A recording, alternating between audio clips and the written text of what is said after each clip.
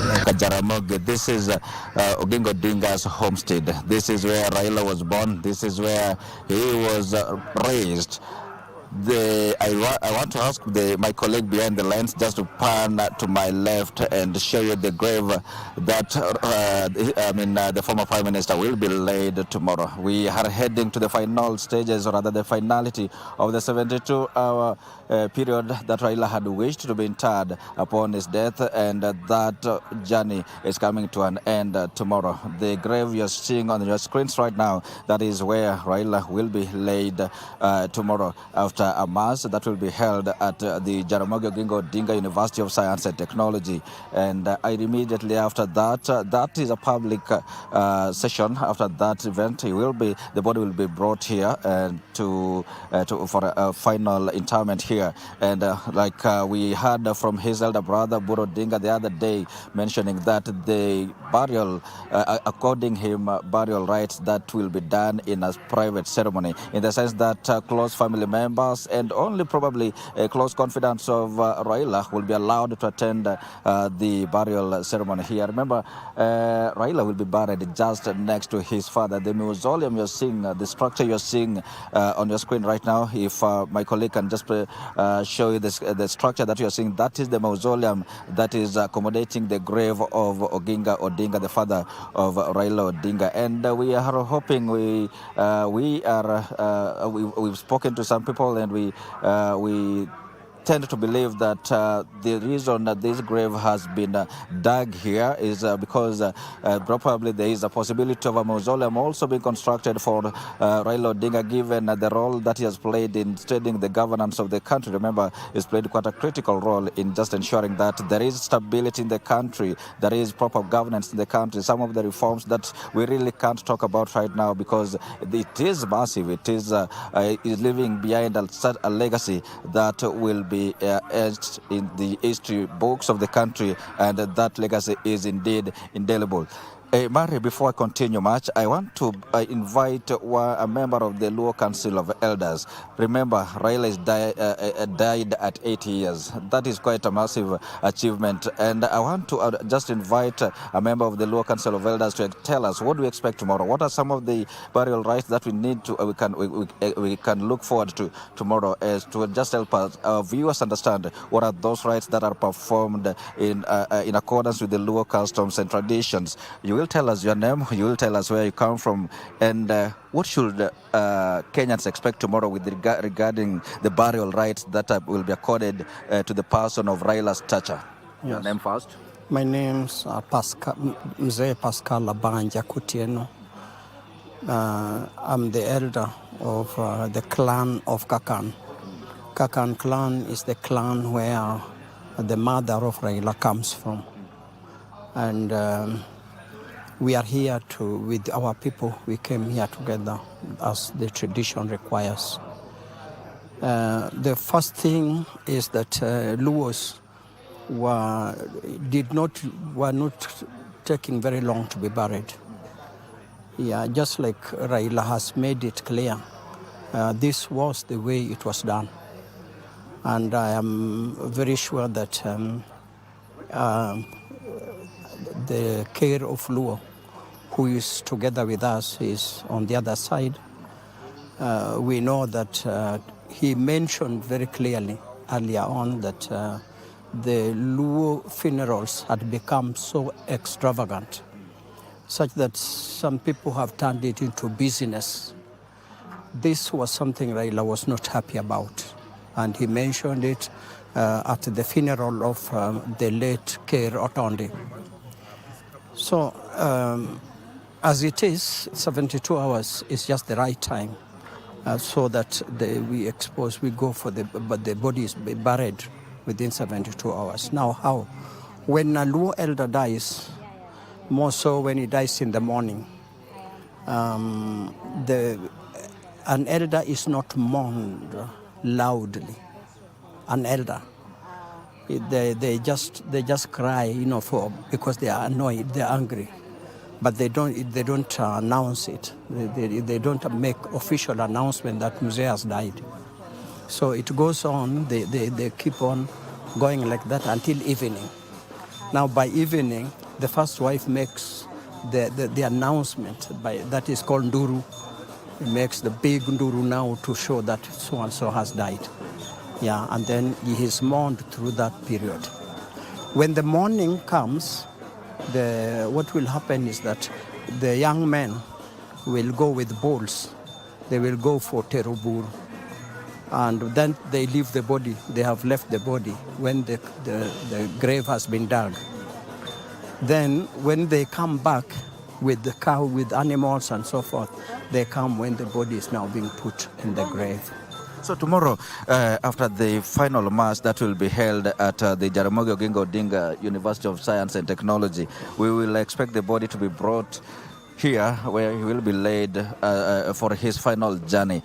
What do you expect by the graveside? What some of the rites that we expect to be performed around the graveside? Yeah, first of all, it is also in order with our customs that what is happening to Raila, that is buried at his father's home, that again is quite in order.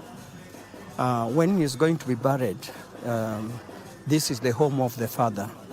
So will be buried where the head will not face the gate. The head is not shown towards the gate, but is shown towards the other side.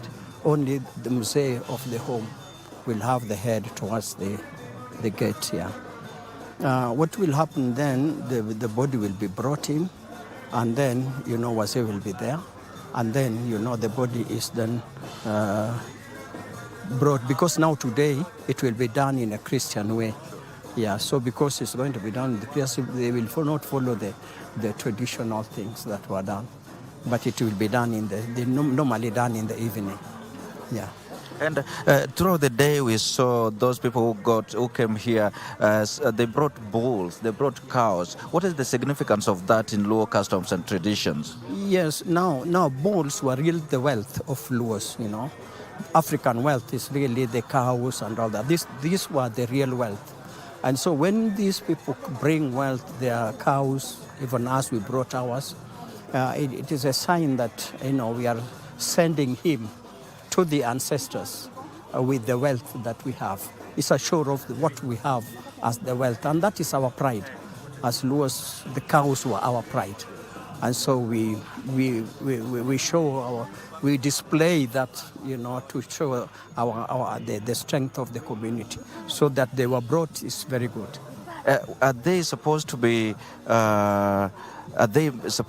converted into males, or it is offered to the family? Yeah, they are offered to the family. But as Raila, in the case of Raila, he has so many visitors, and so a lot. I hope they will be used for males here. But long time ago, the people who cows were slaughtered on their funeral were those who were called Okebe. Now Okebe was the person who had wealth of cows. He chooses one of his bulls that he respects, and that bull which he points out is the one that will take away the skin, and the skin of that bull is the one that will be used to cover him when he's being buried. Now that was a long time ago. But today everyone wants to slaughter cow, but they were not slaughtering cows for those who didn't have cows. Yeah. And even as we finalize this, as we conclude this, alongside the cows, we saw them having shields and spears. What is the significance of that? Now I go back to death. Now death has one double significance. First of all, death is painful, and in pain people cry and all that. And so in doing so, it is like saying, okay, the devil or the bad spirits have taken away the soul. Now the second meaning of death is that the ancestors, the person is then escorted to the ancestors, is allowed to meet the ancestors. So there's ceremony. So when the burial has ended, there is that the people burst into a lot of joy, and because now he's joining the ancestral spirits. Yes. So that is where now you see the shield spears and all that, there is a sign of the fighting the spirits. You know, this is an act of fighting the evil spirits who has robbed our loved one from our midst. Yeah, so that is why people come with spears. They come with, you need to fight the enemy. And that is also the reason they go for Teroburu. And the Teroburu, that buru is taken to areas where the enemy is, the bush where the enemies are. And there they fight the spirit by running with the spears and the shield, and they shout war songs. Yeah, and so when they come back, they believe they have defeated the spirit in the bush. Terobur is done alongside the burial or after the... It is done as the burial should be. People are doing it differently, but originally it was done in the morning. According to the book Luo Kitgegetimbegi, it was done in the morning as people prepare to bury. They leave with the cows. The young men leave with the cows to go.